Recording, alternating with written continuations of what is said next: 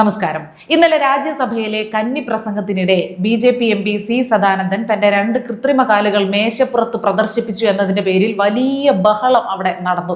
ബഹളമുണ്ടാക്കിയത് ആരാണെന്നും ആ ബഹളത്തിനിടയാക്കിയ സാഹചര്യം എന്താണെന്നും നമുക്കറിയാം. എങ്ങനെയാണ് ഈ കൃത്രിമ കാലുകൾ തനിക്ക് വെക്കേണ്ടി വന്നതെന്നും എങ്ങനെയാണ് തന്റെ യഥാർത്ഥ കാലുകൾ നഷ്ടപ്പെട്ടതെന്നും വളരെ വ്യക്തമായിട്ട് സി സദാനന്ദൻ എം പി അവിടെ വിശദീകരിച്ചതാണ് ബ്രിട്ടാസ് എം പിയുടെ പൊട്ടാസ് വലിയ ശബ്ദത്തിൽ പൊട്ടിത്തെറിക്കാൻ കാരണമായത്. And cut off 2 nuts. They were shouting about Inqilab Zindabad. CPM-ന്റെ ഗുണ്ടായുസത്തിന്റെ ഇരയാണ് താനെന്നും അവർ വെട്ടിയെടുത്തതാണ് തന്റെ 2 കാലുകളെന്നും അതുകൊണ്ടാണ് തനിക്കിപ്പോൾ യഥാർത്ഥ കാലിൽ തന്റെ സ്വന്തം കാലിൽ ഇവിടെ എഴുന്നേറ്റ് നിന്ന് കന്നിപ്രസംഗം നടത്താൻ പറ്റാതെ പോയതെന്നും അദ്ദേഹം പറഞ്ഞപ്പോൾ കുരു പൊട്ടി ഒലിച്ചു. മൂലക്കുരു പൊട്ടുമ്പോൾ ഒരാൾ എത്രത്തോളം ബുദ്ധിമുട്ട് കാണിക്കും, പ്രകടമാക്കും. അത് തന്നെയാണ് ബ്രിട്ടാസ് അണ്ണന്റെയും റഹീമിക്കയുടെയും ഭാഗത്ത് നിന്ന് ഇന്നലെ ഉണ്ടായത്. പിന്നെ ബ്രിട്ടാസ് എം പി പറഞ്ഞ മുന്നോട്ട് വെച്ച ഒരു പ്രധാന കാര്യം, ഒരു രാജ്യസഭയിൽ അതിപ്പോ നിയമസഭയിലാണെങ്കിൽ പോലും കൃത്യമായിട്ടുള്ള അച്ചടക്കവും നിയമങ്ങളും നിർദ്ദേശങ്ങളും ഒക്കെ പാലിക്കുന്ന ആളല്ലേ, അതൊക്കെ പാലിച്ചു വരുന്ന ആളുകളായതുകൊണ്ട് ഒരു അംശം പോലും ആരെങ്കിലും അവിടെ അച്ചടക്കമില്ലായ്മ കാണിക്കുന്നത് പണ്ടേ ബ്രിട്ടാസ് അണ്ണന് സഹിക്കൂല. ശിവൻകുട്ടി അണ്ണനാണ് സത്യം, സഹിക്കൂല. അതുകൊണ്ട് ആ ഒരു അച്ചടക്കമില്ലായ്മയോട് മാത്രമാണ് അദ്ദേഹം പ്രതികരിച്ചത് എന്ന് എല്ലാവരും തെറ്റിദ്ധരിക്കണമേ എന്നുകൂടി ഈ അവസരത്തിൽ അപേക്ഷിക്കുകയാണ് കേട്ടോ.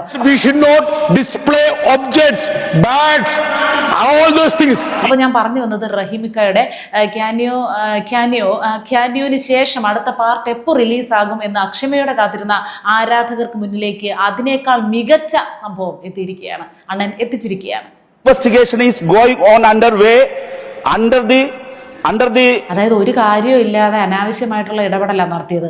കമ്മ്യൂണിസ്റ്റുകാരെ കുറിച്ച് എന്തെങ്കിലും അപവാദം പറയുമ്പോൾ അറിയാത്ത ഭാഷയാണെങ്കിലും കയറി ഞാലേണ്ട ഒരു ഉത്തരവാദിത്തമാണല്ലോ തന്നിൽ നിക്ഷിപ്തമായിരിക്കുന്നത്. ആ ഉത്തരവാദിത്തം കൃത്യമായിട്ട് ചെയ്യാനുള്ള പെടാപ്പാടിലാണ് അണ്ണൻ. ബ്രിട്ടീഷുകാരൻ ചമയേണ്ട വല്ല കാര്യം ഉണ്ടായിരുന്നു? അവിടെ ട്രാൻസ്ലേറ്റർ ഉണ്ടല്ലോ, എല്ലാവരുടെയും ചെവിയിൽ അവരുടേതായിട്ടുള്ള ഭാഷയിൽ അവർക്ക് കേൾക്കാൻ പറ്റുമല്ലോ. മലയാളത്തിൽ അങ്ങ് അണ്ടർവെയറിനെ കുറിച്ച് സംസാരിച്ചാൽ പോരായിരുന്നോ? അണ്ടർവെയറിന്റെ കാര്യം പറഞ്ഞപ്പോഴാ രാജുവണ്ണൻ തൽക്കാലം ഒന്ന് സമാധാനപ്പെട്ടിരിക്കുന്നറിഞ്ഞ് ബാക്കി പറ. ആരുടെ അടിയിൽ ആരെ ചൂണ്ടിക്കാണിച്ച അവരുടെ അടിയിലാണെന്ന് ഇപ്പൊ നടന്നുകൊണ്ടിരിക്കുന്നത്. എന്ത് കാര്യമാണ് പറയുന്നത്?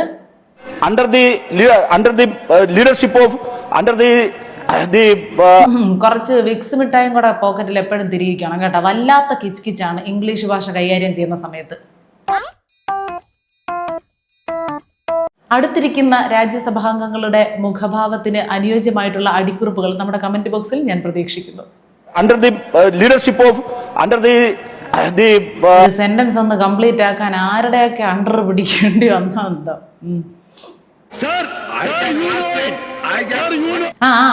ബ്രിട്ടാസ് അണ്ണന്റെ പെർഫോമൻസ് കാണിച്ചില്ല എന്ന് പറഞ്ഞ് ഇനി പരാതി വരും. കിടിലം പെർഫോമൻസ് ആയിരുന്നു. ബാഗോ കണ്ണടയോ കൊടയോ പോയിട്ട് ഒരു വസ്തുവകളും അവിടെ പ്രദർശിപ്പിക്കാൻ പാടില്ല എന്നാണ് നിയമം. നിയമലംഘനം ഞാൻ കുറച്ചു മുമ്പ് പറഞ്ഞതുപോലെ നിയമലംഘനമോ അച്ചടക്ക ലംഘനമോ അണ്ണന്റെ കണ്ണിൽപ്പെട്ടാൽ അണ്ണൻ പരിസരം നോക്കാതെ പ്രതികരിച്ചേക്കും.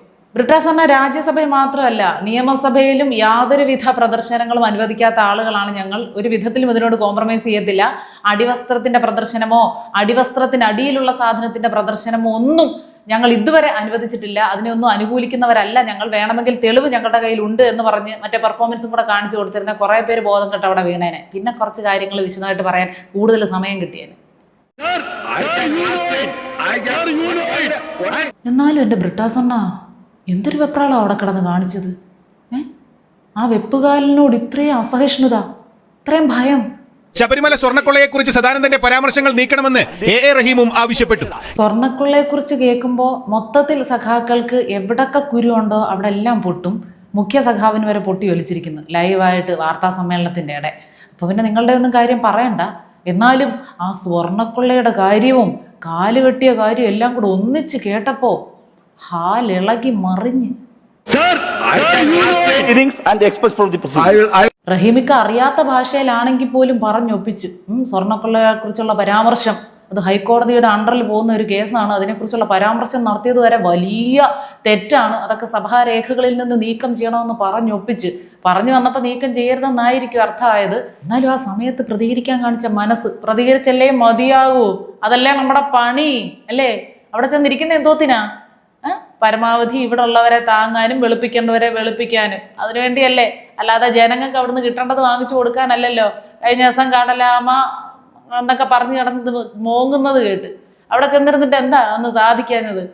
ഇവിടുന്ന് അവിടെ ചെന്നിരിക്കുന്ന എം പിമാരുടെ കഴിവുകേടിനെ കുറിച്ച് എന്താ പറയാനുള്ളേ? ഒരു സുരേഷ് ഗോപി ശരി, അങ്ങേർക്ക് കഴിവില്ല, അങ്ങേര് ചുമ്മാതെ വീരത്തനം പറഞ്ഞ് നടക്കുന്നത്. ബാക്കിയുള്ളവരുടെ കാര്യമോ? നിങ്ങളെയൊക്കെ എന്തോ കാര്യത്തിനാണെന്നേ ജനങ്ങൾ MP ആക്കി വെച്ചിരിക്കുന്നത്. കൃത്യമായിട്ട് അവിടെ ഒന്നും സംസാരിക്കാൻ അറിയത്തില്ല. എന്തെങ്കിലും പറഞ്ഞ് അതിൻ്റെ ഓപ്പോസിറ്റ് അർത്ഥമായിരിക്കും അവിടെ ഉള്ളവർക്ക് മനസ്സിലാകുന്നത്. ജനങ്ങളുടെ കൃത്യമായിട്ടുള്ള കാര്യങ്ങളൊന്നും ഇടപെടത്തില്ല. നിങ്ങളുടെ പ്രസ്ഥാനത്തിനെ ബാധിക്കുന്ന കാര്യങ്ങൾക്ക് വേണ്ടി മാത്രം ജാടി വീണോളൂ. അതല്ല നിങ്ങൾ അവിടെ നിന്ന് കാണിക്കുന്നത്. ഇന്ന കാര്യങ്ങൾ ഞങ്ങളുടെ നാടിന് ആവശ്യമുണ്ട്, ഇന്നത് തന്നേ പറ്റുള്ളൂ, ഇന്ന കാര്യങ്ങളാണ് ഞങ്ങളുടെ നാട്ടിൽ ഇപ്പോൾ ഉള്ള സാഹചര്യം, ആ സാഹചര്യത്തിനനുസരിച്ച് ഇന്ന കാര്യങ്ങൾ അവിടെ ചെയ്യാൻ പറ്റും, ഞങ്ങൾ അതിനുള്ള സാഹചര്യം അവിടെ ഉണ്ടാക്കും. ഇന്നലെ ഞാൻ സൂചിപ്പിച്ചതുപോലെ ഞങ്ങൾക്കൊന്നും തന്നില്ലേ എന്നും പറഞ്ഞ് കിടന്ന് നെഞ്ചത്തടിക്കുമ്പോൾ തന്നാൽ ഇവിടെ നടപ്പിലാക്കാനുള്ള സാഹചര്യം ഉണ്ടോ? അതിന് അനുകൂലമായിട്ടുള്ള സാഹചര്യമാണോ ഇവിടെ ഉള്ളത് എന്നുകൂടി ചിന്തിക്കണം. അവിടെ സാഹചര്യം ഇവിടെ അനുകൂലമാക്കേണ്ടത് ആരുടെ ജോലിയാ? വോട്ട് തരുന്ന ജനങ്ങളാണോ അതും ചെയ്യേണ്ടത്? അപ്പോൾ പിന്നെ നിങ്ങളുടെ പണി എന്തുവാ? നോട്ടെണ്ണൽ മാത്രമാണോ? ഒരു കാര്യമുണ്ട്, അവർക്ക് കേരളമൊന്നുമില്ല, നിയമസഭയൊന്നും ഇല്ല, ഡൽഹിയൊന്നും ഇല്ല, രാജ്യസഭയൊന്നും ഇല്ല.